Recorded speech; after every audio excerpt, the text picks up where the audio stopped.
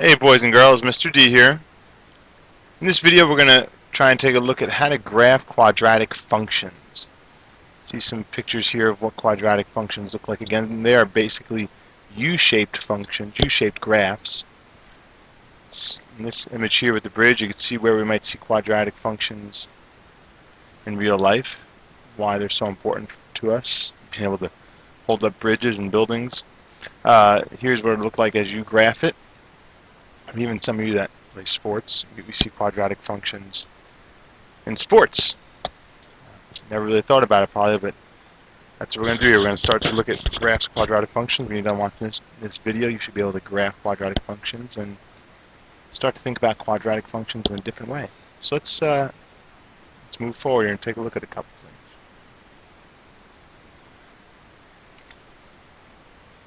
So quadratic functions are also known as parabolas. So we often refer to them as right here, parabolas. Okay, and this is the basic format that they follow. Y equals ax squared plus bx plus c, where we talk about a, b, and c. A, b, and c are the coefficients, or numbers. C is really a constant, but a and b are the coefficients. A is the coefficient of the x squared term, b is the coefficient of the x term, and c is always our constant. Those are always. Okay, so when we refer to a, b, and c, when we talk about quadratic, that's what we're referring to. That's really important. So you see here we have two different types of quadratic graphs, two different types of parabolas here. One opens upward, one opens downward. And you see here, if a is greater than 0, it opens upwards. If a is less than 0, it opens downwards. So this would be an example here. If this is the case, our a value here is really 1, and here it's -1. So again, if you have that negative sign in front of a quadratic equation, you know that that graph is going to open downward. That's something that you're going to want to look at always as a self-check.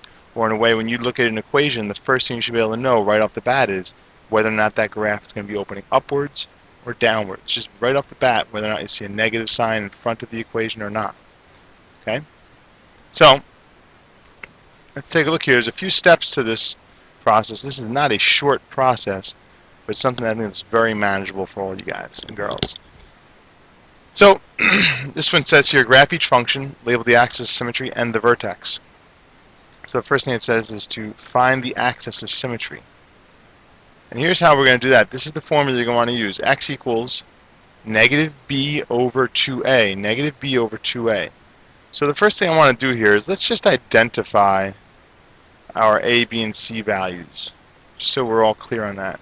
See, my pen here is acting a little funny. Come on. Alright, so in this equation here, our a value, oh boy.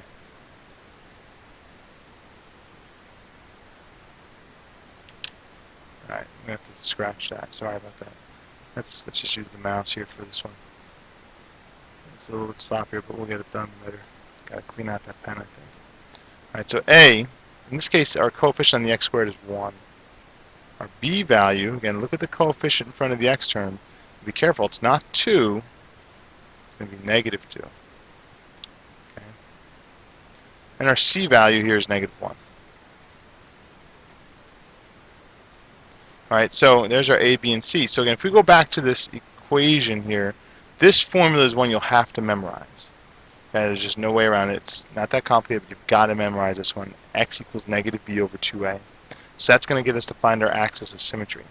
So let's do that. So x equals negative b over 2a.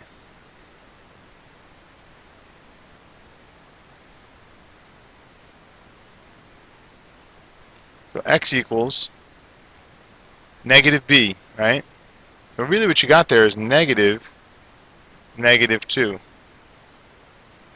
over 2 times a, so 2 times 1. Okay? And then therefore, if you evaluate this, negative 2, that's going to give you a positive 2 over 2, so x equals 1. Okay? That is our axis of symmetry. So again, if you see here, talk about x equals a number. X equals a number. X equals 1. If you think back to early in the first marking period, we did that page of notes on vertical lines, horizontal lines. I said, don't lose this. Put this somewhere in your notebook where you're not going to lose it. Again, if you remember, X equals a number is a vertical line. So this is, in fact, a vertical line where X equals 1, right here. Right? So that's what we've got here. That's that right there that we got. That's our axis of symmetry. X equals 1. Okay, that's our axis of symmetry. So again, when we talk about axis of symmetry, that's basically the mirror line. You know, when you look at these parabolas, they're symmetric right here. It's basically uniform from one side to the other, right? Axis of symmetry. The left side is equal to the right side, a mirror image of it, okay? And so that's what we're setting up right here. We're going to have a mirror based off of this line.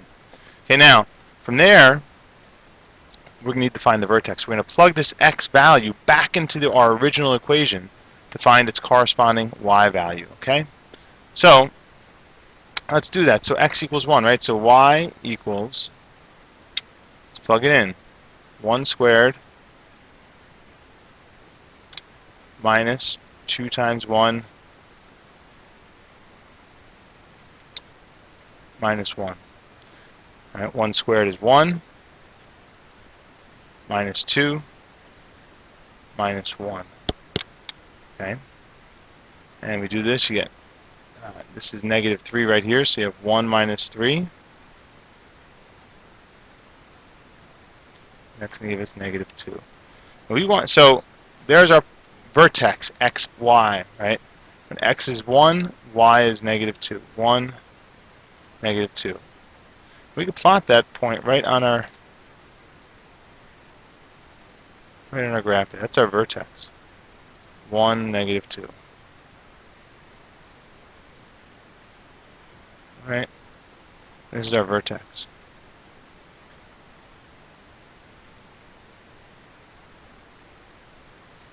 I usually write it right next to the chart too.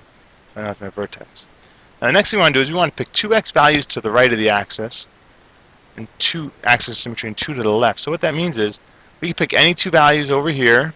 We're going to plug them into the original equation. And we'll pick any 2 x values over here. We're going to plug in the x value, and we'll get the corresponding y value out. Now, let's start with, again, my favorite x to always plug in. You guys should know this. It's going to be 0. So we're going to plug in 0 for x. Right, let's draw a line right here. Right, so y equals 0 squared. And get yourself in the habit when you plug in, always plug in parentheses. Right, minus 2 times 0 minus 1. Well, 0 squared minus 0 minus 1. Well, that's going to give me minus 1. Okay. So again, I have this new point. Now, let's go back to our graph here. So our point was 0, negative 1.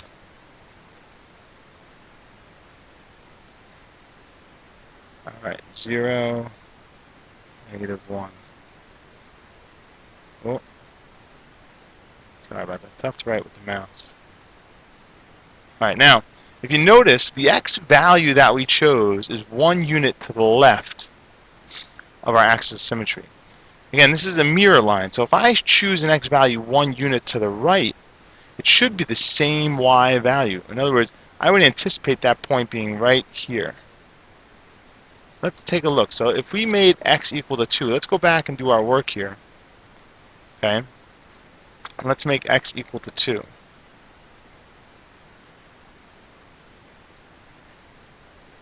All right, y equals 2 squared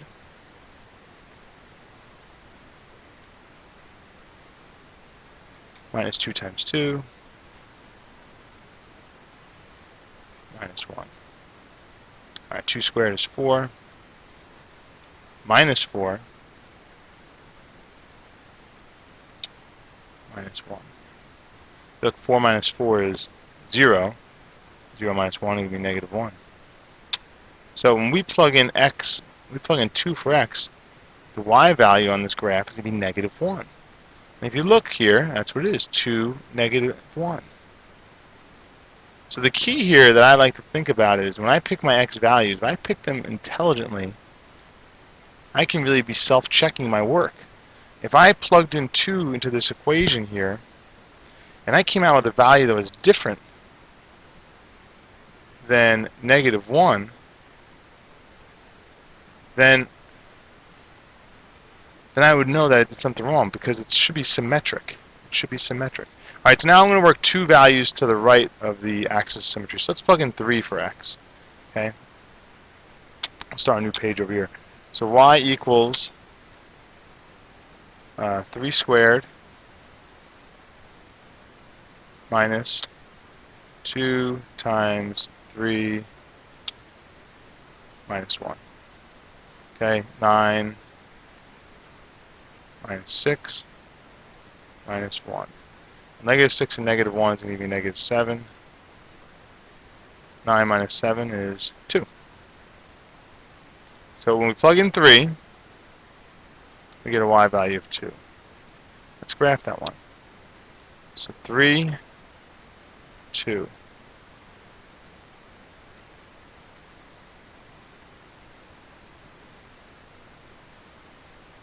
Okay. So that x value is 2 units to the right of the x-axis. I mean the axis symmetry, excuse me. 2 units to the right of the axis symmetry. So if I go 2 units to the left of the axis symmetry, it should be at the same height. This point should be right here if I plug in negative 1 for x. So let's try negative 1 for x. Okay, y equals negative 1 squared minus 2 times negative 1. Again, when you plug in, especially when you're doing your negatives, plug them in parentheses. And some of you are going to find, oh my gosh, it doesn't work out. I got the wrong y value. Go back and check your signs. You know, when you're squaring negatives, when you're multiplying negative times negatives, things like that. Really common error spots there. Right, negative 1 squared is positive 1. Negative 2 times negative 1, well, that's going to be positive 2. And bring down the negative 1. 1 plus 2 is 3. 3 minus 1, you all know that, is 2. So, it works out. When I plugged in negative 1, I got a y value of 2. Negative 1, 2 right there. All right, negative 1, 2. If you look now, I got 5 points on my graph. Let's see if I connect these. Oh, I missed it there a little bit. Whee! All right. Oh, I have a tough time with our mouse here. All right, and then there you go. Arrows on it. Label all your points. Hopefully you guys will draw it a little bit neater than I did. Again, you get the idea. So again, you pick 2 x values to the right of the axis symmetry and 2 to the left, which is what we did here. We used a chart, and then we plot all 5 of those points. I plotted those points after I evaluated each one, just to show you guys, again, the symmetry that we would get. You can do it however you'd like.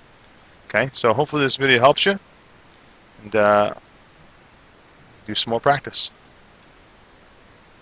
See you in class.